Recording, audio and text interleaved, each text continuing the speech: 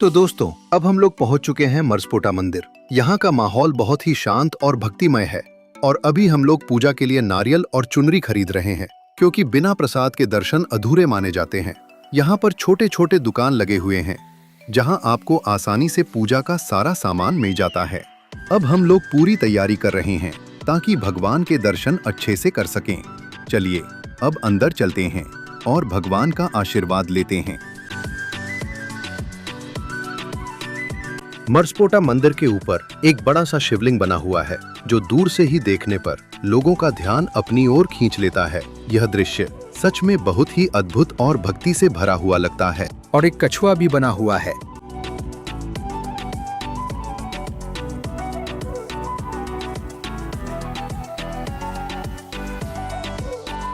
अब हम लोग काली माता के दर्शन करने के लिए प्रस्थान कर रहे हैं। मन में उत्साह भी है और भक्ति का भाव भी। आशा है कि माता रानी के दर्शन हमें सुख और शांति प्रदान करेंगे।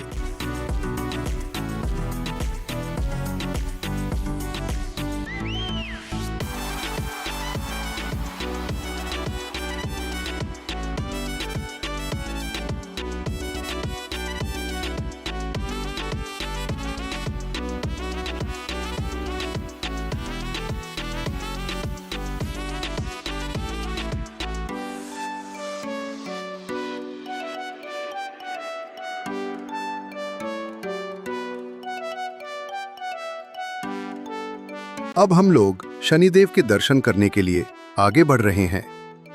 यहाँ का माहौल देखो, एकदम भक्ति में डूबा हुआ है। जो लोग मन्नत लेकर आते हैं वो काले कपड़े में नारियल बांधते हैं। और सच बताऊं, ये देखने में बड़ा ही अलग और अच्छा लगता है। हर तरफ लोग अपने अपने मन की बात लेकर आए हैं और शनिदेव से दिल से प्रार्थना कर रहे हैं। ऐसा लग रहा है जैसे यहाँ आकर मन हल्का हो जाता है और अंदर से एक अलग ही शांति मिलती है। जय शनिदेव।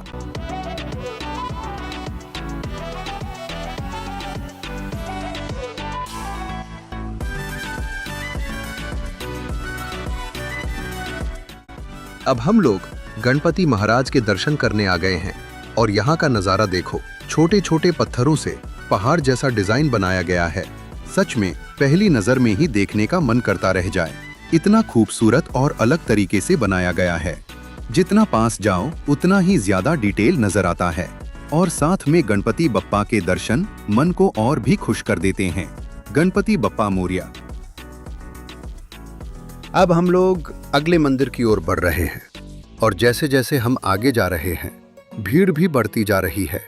यहाँ श्रद्धालुओं की इतनी ज्यादा भीड़ है कि हर कोई बस अपने भगवान के दर्शन के लिए उत्सुक दिख रहा है।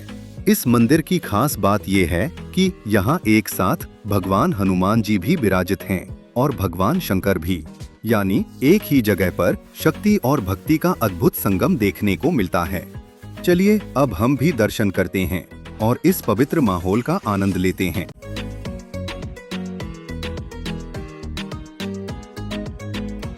मंदिर के बाहर का दृश्य कुछ इस तरह से बेहद खूबसूरत नजर आ रहा है। चारों तरफ सजावट, रोशनी और भक्ति का माहौल। और अभी नवरात्रि के पावन अवसर पर यहाँ भंडारे का आयोजन भी किया जा रहा है। श्रद्धालु प्रेम से प्रसाद ग्रहण कर रहे हैं और सेवा में लगे लोग पूरे मन से भक्तों की सेवा कर रहे हैं। साथ ही यहाँ कथा का कार्यक्रम भी चल रहा है, जहाँ भगवान की महिमा सुनने के लिए लोग बड़ी संख्या में एकत्रित हुए हैं। ऐसा पावन माहौल बार बार देखने को नहीं मिलता। और ये रहे बजरंग बली, जो इस ऊंचे पहाड़ पर बड़ी ही दिव्यता के साथ विराजमान है। जय बजरंग बली। यहाँ का दृश्य कुछ इस तरह से बनाया गया है कि मानो महाभारत के भीम बजरंग बली की पूंछ को हटाने का प्रयास कर रहे हों। लेकिन हम सब जानते हैं, बजरंग बली की शक्ति के आगे किसी की नहीं चलती। यही दृश्य इस स्थान को और भी खास और आकर्षक बना देता है। और सबसे अद्भुत बात, इस पूरे पहाड़ के चारों ओर 12 ज्योतिर्लिंग भी स्थापित किए गए हैं। यानी एक ही जगह पर हनुमान जी की शक्ति और भगवान शिव की दिव्यता दोनों का अद्भुत संगम देखने को मिलता है।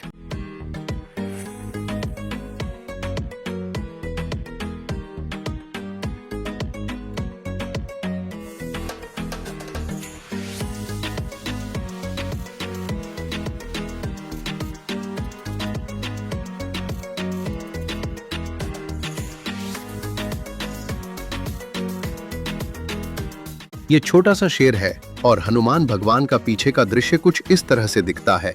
इस पहाड़ में ऐसे कई छोटे छोटे गुफा है जिसमें शेर और अन्य जंगली जानवर बैठे हुए हैं।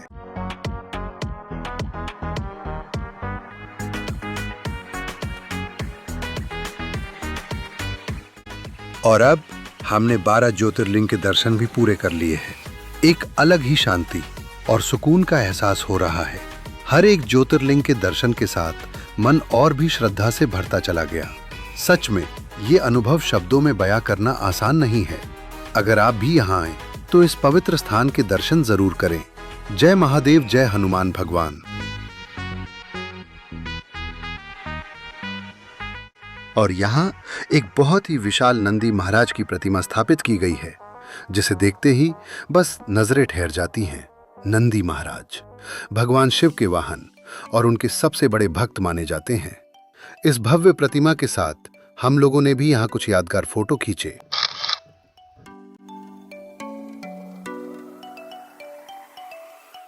अब हम लोग अपने अगले पड़ाव की ओर निकल चुके हैं, यानी कि पहाड़ मंदिर की तरफ। लेकिन रास्ते में एक छोटा सा रुकावट आ गया, एक रेलवे क्रॉसिंग। और जैसे ही हम वहां पहुंचे, ट्रेन आने वाली थी, तो हमें थोड़ी देर के लिए रुकना पड़ा। लेकिन ये रुकना भी अपने आप में एक अलग ही अनुभव बन गया, क्योंकि वहां मौजूद छोटे छोटे बच्चे रेलगाड़ी को इतने ध्यान और उत्सुकता से देख रहे थे, जैसे कोई बहुत बड़ी चीज पहली बार देख रहे हों। उनके चेहरे की खुशी और आंखों की चमक सच में देखने लायक थी। कभी कभी सफर के ऐसे छोटे छोटे पल ही यादगार बन जाते हैं।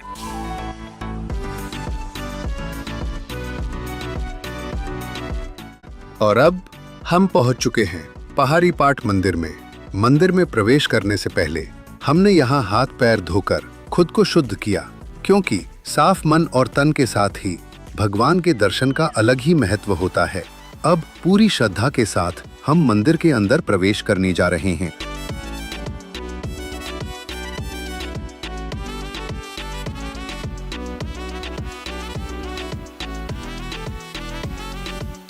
अगर आप साथ में चावल लेकर आते हैं तो यहां दान कर सकते हैं।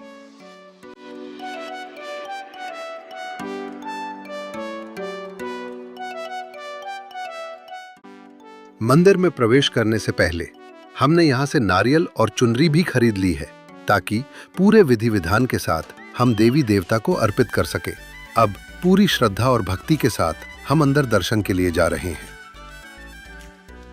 और ये है पहाड़ी पाठ मंदिर के ग्राउंड का नजारा, जो सच में देखने में बहुत ही सुंदर लग रहा है। चारों तरफ साफ सुथरा परिसर, खुला माहौल और हल्की हल्की हवा। यहाँ खड़े होकर मन को एक अलग ही शांति महसूस होती है। ऐसा लगता है जैसे इस जगह की खूबसूरती और भक्ति का माहौल दोनों मिलकर इस पल को और भी खास बना रहे हैं। ये यहाँ का आरती का टाइम बजाने वाला यंत्र है। और अब हम मंदिर के अंदर पहुंच चुके हैं, मां सिद्धिदात्री के दर्शन के लिए। यहाँ भक्तों की बहुत ही लंबी भीड़ लगी हुई है। हर कोई बस मां के दर्शन के लिए बेसब्री से इंतजार कर रहा है। जैसे ही हमें मां के दर्शन हुए, मन एकदम शांत और भावुक हो गया। माता रानी बेहद अलौकिक और दिव्य रूप में नजर आ रही हैं। उनकी एक झलक ही मन को भक्ति से भर देती है। बोलो सच्चे दरबार की जय, मां सिद्धिदात्री की जय।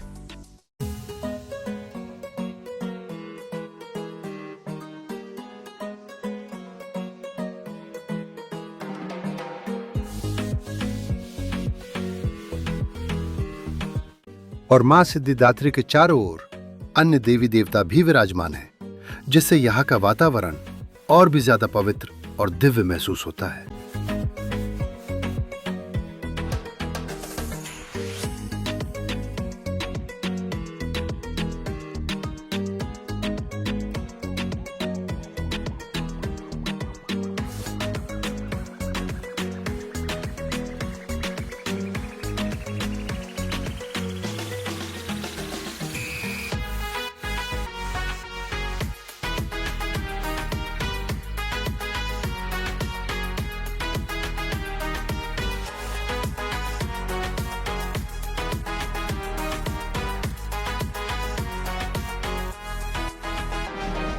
मंदिर के गर्भगृह में प्रवेश वर्जित है। यहाँ से ही भक्तजन दूर से माता रानी के दर्शन करते हैं और अपनी श्रद्धा अर्पित करते हैं।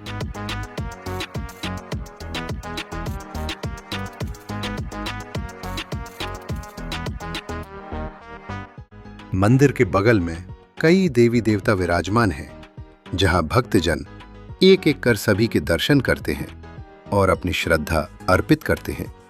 इससे यहाँ का माहौल और भी ज्यादा भक्ति और आस्था से भर जाता है। सियावर रामचंद्र की जय, हनुमान भगवान की जय। मंदिर के बाहर का नजारा सच में बहुत ही सुंदर और मनमोहक लग रहा है। चारों तरफ हरे भरे पेड़ पौधे जो इस जगह को और भी ताजगी से भर देते हैं, और साथ ही यहाँ का साफ सुथरा ग्राउंड इस पूरी जगह की खूबसूरती को और बढ़ा देता है। ऐसा शांत और स्वच्छ माहौल मन को एक अलग ही सुकून देता है।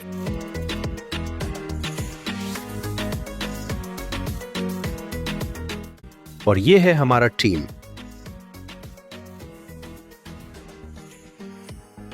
जय काल भैरव। और अब हमने मां सिद्धिदात्री के दर्शन कर लिए हैं। मन पूरी तरह से भक्ति और शांति से भर गया है।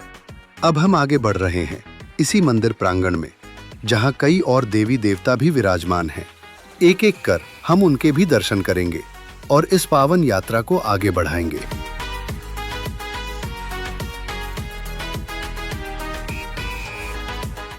ये मंदिर जमीन के थोड़े अंदर स्थित है, जो इसे और भी खास और रहस्यमयी बनाता है।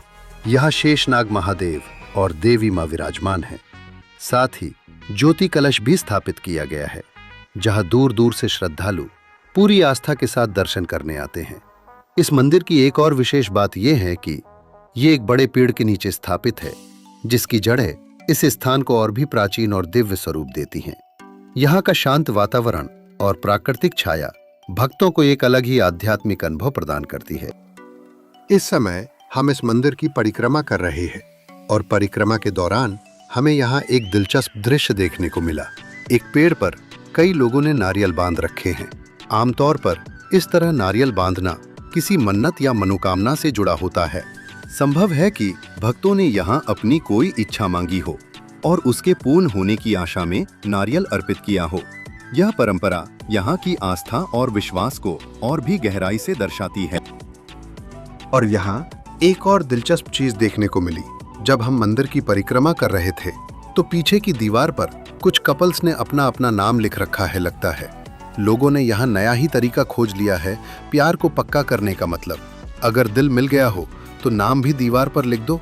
शायद ऊपर वाला भी बोले ठीक है, मंजूर है। अब ये सच में काम करता है या नहीं ये तो पता नहीं, लेकिन लोगों का विश्वास और क्रिएटिविटी दोनों कमाल के हैं। यहाँ प्यार भी फुल डिवोशन के साथ किया जा रहा है।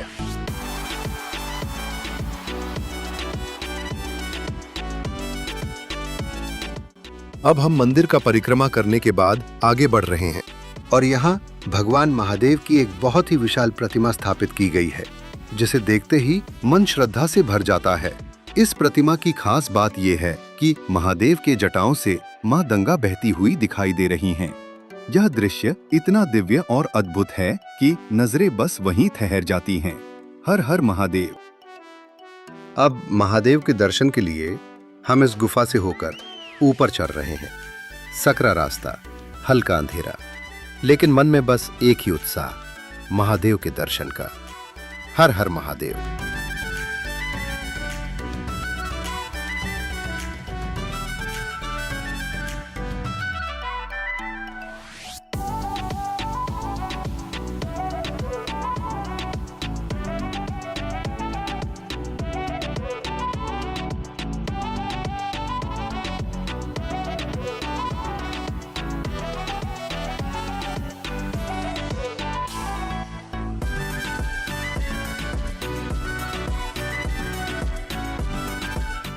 और ये नज़ारा ऊपर चढ़ने के बाद का है, जो सच में बहुत ही खूबसूरत और मनमोहक लग रहा है।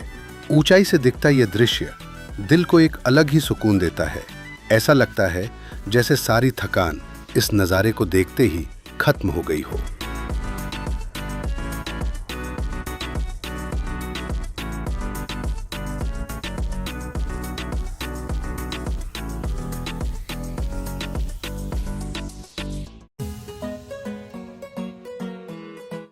और ऊपर से झरने भी बहते हुए नजर आ रहे हैं, जो इस पूरे नज़ारे को और भी खूबसूरत बना रहे हैं। सच में ये दृश्य देखने लायक है।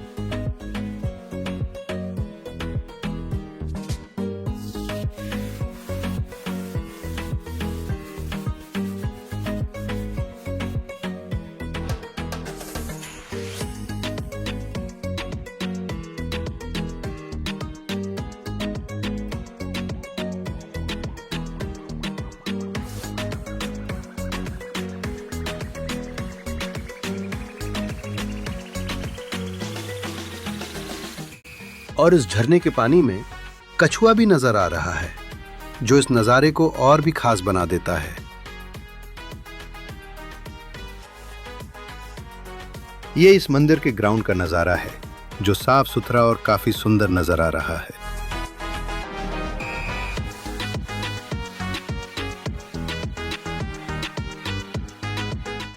थोड़ा थक गए थे तो हमने यहीं ग्राउंड में बैठकर थोड़ा आराम भी किया। ये है जंगली सुअर, जो कि वन चेतना केंद्र मनगटा का है। यहाँ अन्य जंगली जानवर भी है। जंगल के जानवरों को बाहर का खाना नहीं खिलाना चाहिए। ऐसा करने से उनकी प्राकृतिक आदतें बिगड़ सकती हैं और वे इंसानों पर निर्भर हो सकते हैं। बाहर का खाना उनके स्वास्थ्य के लिए भी हानिकारक हो सकता है, जिससे वे बीमार पड़ सकते हैं या आक्रामक हो सकते हैं। इसलिए कृपया जंगल में जानवरों को उनका प्राकृतिक भोजन ही करने दें और उनसे सुरक्षित दूरी बनाए रखें।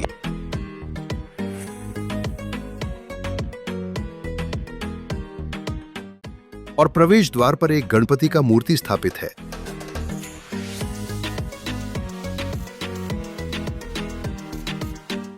तो अब हम लोग मंदिर का दर्शन कर चुके हैं। मन को बहुत शांति मिली और एक अलग ही सुकून महसूस हुआ। अब हम वापस लौट रहे हैं। यादों में ये सुंदर पल हमेशा रहेंगे। अगर आपको हमारा ये सफर पसंद आया हो तो वीडियो को लाइक, शेयर और चैनल को सब्सक्राइब जरूर करें।